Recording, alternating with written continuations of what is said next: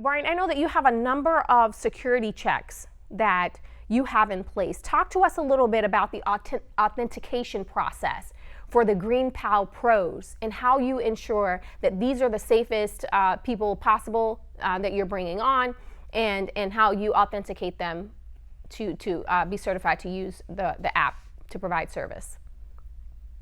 Yeah, it's something that we have to do to safeguard homeowners from interacting with bad actors, and unfortunately it's just always going to be the case. And we've had to make it so difficult for anybody with bad intentions to come onto the platform and try to sell services that it's just not worth it for them. And so some of the ways that we do that is right off the bat, you have to sign up and you have to enter a valid phone number, and not a phone number that is going over to China and back, or over to Cambodia and back, where a lot of these scammers kind of sit in office towers with bars on the windows and conduct these scams.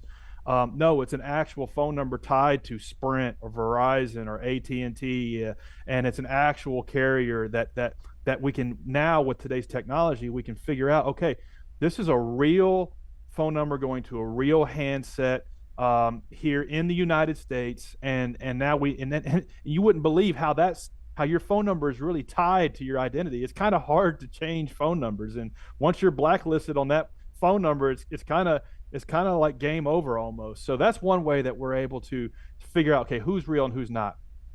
That eliminates about 99% of bad actors. But let's say you want to go through the hassle of changing cell phone carriers to create a bad account.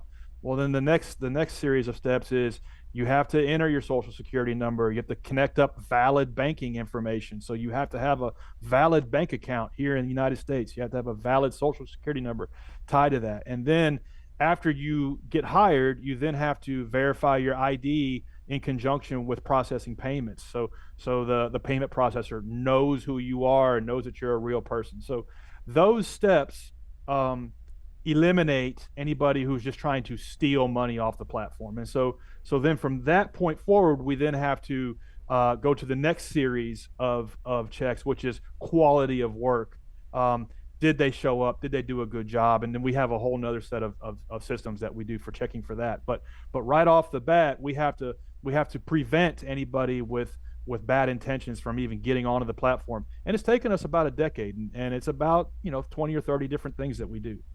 Yeah, and Bryan, coming from a background in financial services, I can tell you that bank account piece, having a valid bank account with a U.S. institution, is going to rule out a whole lot of fraudsters, because the banking system is designed to identify who they're working with, who these people are, and the level of access and information that goes into that process is unprecedented.